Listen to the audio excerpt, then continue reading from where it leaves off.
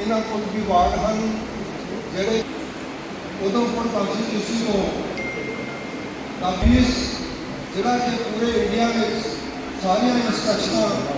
ਜੋ ਕੁਝ ਕੰਮ ਉੱਥੇ ਹੁੰਦੇ ਹਨ ਸਾਰਿਆਂ ਦੀ ਜ਼ਿੰਮੇਵਾਰੀ ਮੋਦੀ ਸਾਹਿਬ ਦੇ ਨਾਲ ਸਾਡੇ ਜਤਿੰਦਰ ਸਿੰਘ ਡਾਕਟਰ ਸਾਹਿਬ ਇੱਕ ਬਹੁਤ ਹੀ ਯੋਗ ਪ੍ਰਸ਼ਾਸਕ ਹਨ ਜਿਹੜੇ ਮਹਿਸੂਸ ਕਰਦੇ ਹਾਂ ਕਿ ਇਹੋ ਜਿਹੇ ਹੋਣਹਾਰ ਲੀਡਰ ਸਾਡੇ ਇਸ ਏਰੀਏ ਵਿੱਚੋਂ ਜਾ ਕੇ ਪੂਰੇ ਹਿੰਦੁਸਤਾਨ ਵਿੱਚ ਆਪਣੀ ਖੁਸ਼ਬੂ ਫੈਲਾ ਰਹੇ ਹਨ। ਅਸੀਂ ਇਹਨਾਂ ਦੇ ਤਹਿਤ ਇਸ ਵਾਰ ਇਹਨਾਂ ਨੂੰ ਉਦਮਪੁਰ ਕਠੂਆ ਤੋਂ ਇਹਨਾਂ ਨੂੰ ਪ੍ਰਕਾਸ਼ਨ ਪਹਿਲੀ ਵਾਰ ਡਾਕਟਰ ਸਾਹਿਬ 60,000 ਤੋਂ ਜ਼ਿਆਦਾ ਵੋਟਾਂ ਤੋਂ ਜਿੱਤੇ ਸੀ। दूसरी बार 3.5 लाख वोटा तो भी ज़्यादा लीड लेंगे और फिर उन्होंने एक देश की सेवा करनी है। असी चाहते हाँ देश के विच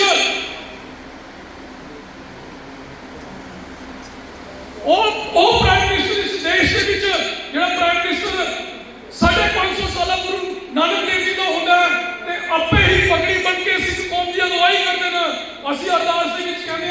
खुले दर्शन दीदार आनंदपुर साढ़े ननकाना साहब अज तुम देखो करतारपुर कॉरीडोर 70 साल की अगर किसी ने अरदास की कीमत पाई है गुरु महाराज की गल पूरा किया तो कौन है माननीय प्रधानमंत्री नरेंद्र मोदी जी। माननीय प्रधानमंत्री नरेंद्र मोदी जी बड़ा स्पष्ट है। मैंने शर्म आती है उन लोगों ने जरा कांग्रेस सिखों के कांग्रेस का साथ देता है अकाल तख्त साहब को दरबार साहब को सीधा सीधा आदेश दी कि कोई भी सिख कांग्रेस को कदे सपोर्ट नहीं करेगा। ये वो सरदार जी ने जिन्हें मैं जरूर तो दसना चाहता जिन्होंने अपनी वीडियो पाके 24,000 से को कहा कि इस बंदे ने मेरी जगह हड़पी है और ये बंदा पीओ चेक डीटीज है।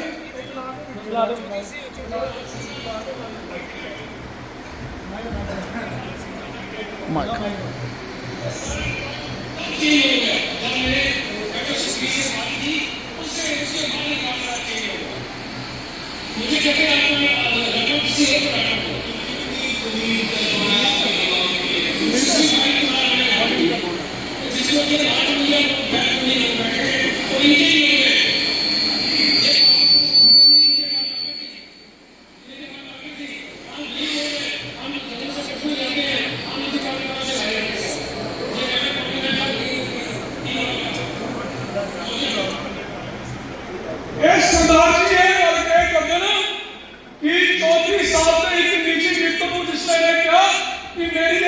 मसला है तो उन्होंने मेरा फोन चुकना बंद कर दिया और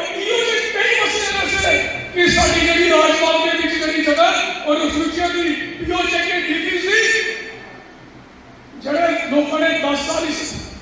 नुमाइंदगी की ना उन्हें की मैं डोगरी का आता हूं ये पूछो ना चौधरी साहब उसे 10 साल क्या किया वो आगे बरवाल खोड़ जगमोड़ ऊंड वो लाके में नाम करते लेकिन 10 साल का काम नहीं करते असल लोग काम किते मेरा कहने का मतलब यह है कि सारे को चीज सोचनी चाहिए है 10 साल की 10 साल की नुमाइंदगी कोई एक बंदा भी उठ के नहीं गल कह रहे किसी की परेशान किया किसी के नाल बदतमीजी की किसी की शान के खिलाफ भी लफ्ज नहीं बोलिया ये लोग दोनों फैसला करना है कि आने वाले 19 तरीक जड़े सारे लक्ष्य वोट जा रहे हैं उसे भारी मोहब्बत नाल डॉक्टर जितेंद्र सिंह वरंगी जिताना है ये भी गल बड़ी क्लियर है अस इलेक्शन जीत हार की गल ही नहीं है अस मार्जिन तय करने जा रहे हैं कि अस 4 लाख तो ऊपर वोट लेके डॉक्टर साहब की लीडर है इन्हीं गल्लां करना करना नरेंद्र भाई मोदी साडे विच बैठे ने साडे श्री जेपी नड्डा जी की उपस्थिति में जो आज भारतीय जनता पार्टी का मैनिफेस्टो रिलीज़ हुआ है उसका मूल आधार है हमारे 10 वर्ष की लेगेसी और 25 वर्ष की विजन। तो legacy of 10 years, past 10 years and vision of future 25 years. जो पिछले 10 वर्ष में लेगेसी है एक ठोस नेतृत्व, मजबूत नेतृत्व मोदी जी के जिसके मुखिया रहे, एक ठोस इच्छा शक्ति और एक सुदृढ़ संगठन। तो leadership, organisation and will power ये हमारे 3 लेगेसी का हिस्सा रहे। और जो 25 वर्ष की विजन है उसमें सन 2047 को मद्देनज़र रख करके किस तरह से विकसित भारत उस समय विश्व बंधु बन करके विश्व पटल पर आएगा उस कल्पना के साथ। और विशेषकर इसमें 10 वर्ग ऐसे हैं जिसकी मोदी जी के ही आदेश से, उनके निर्देश से और उनकी नसीहत से विशेष चिंता भी की गई है, विशेष प्राथमिकता भी दी गई है, जिसमें गरीब है, फिर न्यू मिडिल क्लास जो भी गरीब निकल करके मध्यम वर्ग में आए, किसान, महिला, युवा, जो विश्वकर्मा है वो लोग। और बड़ी महत्वपूर्ण बात है कि इस बार विशेष तौर पर श्रमिकों का उल्लेख हुआ है। श्रमिकों में हमारे जो टैक्सी चलाने वाले भाई हैं, जो हमारी घरों में काम करने वाली बहनें हैं, जिनकी कभी चिंता किसी शायद बजट में किसी पार्टी ने नहीं की, ये मोदी जी के ही नेतृत्व में संभव हो सकता था। इसी प्रकार मछली पालकों का, इसी प्रकार वंचित वर्गों का और एल्डर सिटीजन, क्योंकि बहुत बड़ी संख्या में इस वक्त देश में अधेड़ उम्र एल्डर सिटीजन्स की संख्या बढ़ती जा रही है, उनके किस तरह से विशेष प्रावधान किए जाए, इन बातों को लेकर के इस मैनिफेस्टो पर बल दिया गया है। मुझे लगता है बहुत ही इंक्लूसिव बजट है और न केवल भारत की वर्तमान परिस्थितियों को, उसकी डेमोग्राफी को मद्देनज़र रख कर के इसको रचित किया गया, बल्कि आने वाले 20-25 वर्ष में शताब्दी भारत 2047 का भी विजन इसमें अच्छा लगता है। धरती से जुड़ी हुई सरकार, ये संवेदनशील सरकार, और जैसे मैंने कहा कि 10 वर्ष की हमारी लेगेसी, आप अनुमान लगाइए और स्मरण कीजिए प्रधानमंत्री बनने के बाद जो पहला उनका संबोधन था स्वतंत्रता दिवस के अवसर पर, उसमें मोदी जी ने शौचालयों की बात की, जो कि आज का 60-70 वर्ष किसी प्रधानमंत्री ने, उसी लेगेसी को आगे बढ़ाते हुए, जैसे मैंने कहा, strong leadership, strong will power and strong organisation, वो स्तंभ रहे इन 10 वर्षों में जितने भी निर्णायक फैसले हुए। और अगले वाले 25 वर्ष में किस प्रकार जब हिंदुस्तान अपनी आज़ादी की सालगिरह मनाएगा और विश्व बंधु कहलाएगा, उसकी तस्वीर, उसका चित्र कैसा होगा, उसको कल्पना में रख कर के इसकी रचना की। बॉर्डर लाइन पर हमारा जहाँ तक मोदी जी के 10 साल के कार्यकाल का संबंध है, बॉर्डर के विषयों को 2 स्तर पर एड्रेस करने का प्रयास किया है। एक तो ये कि हमारी सेनाओं का मनोबल घट जाता था, आप देखते हैं रोज़मर्रा फायरिंग होती थी, कभी वो सिर काट कर ले जाते थे, कभी वो बंदी बना करके ले जाते थे और कोई जवाबी कार्रवाई नहीं हुआ करती थी, क्योंकि उस प्रकार की स्वतंत्रता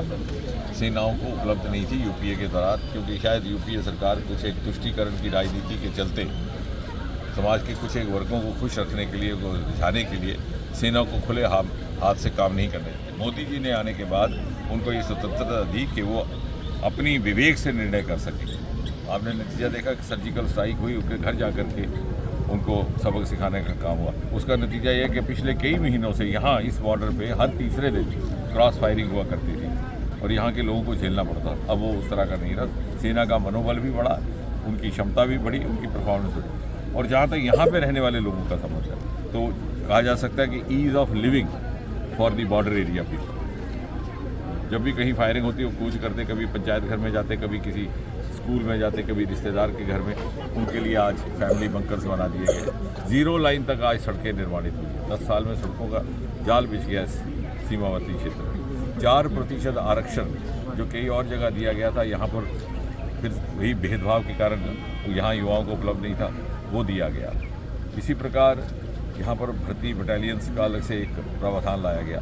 तो दोनों स्तर पर, एक स्तर पर सेना का मनोबल बढ़ाना, उनको व्यावसायिक स्वतंत्रता देना, और दूसरा यहाँ पर रहने वाले लोग, क्योंकि मोदी जी ने इनको सम्मान भी दिया। उन्होंने कहा कि ये लास्ट विलेज नहीं है, सीमावर्ती गांव को लास्ट विलेज ना कहा जाए, उसको फर्स्ट विलेज कहा जाए, क्योंकि ये लोग, ये पहली लाइन ऑफ डिफेंस है। इनका आदर मान करना हमारे संस्कार का एक हिस्सा है।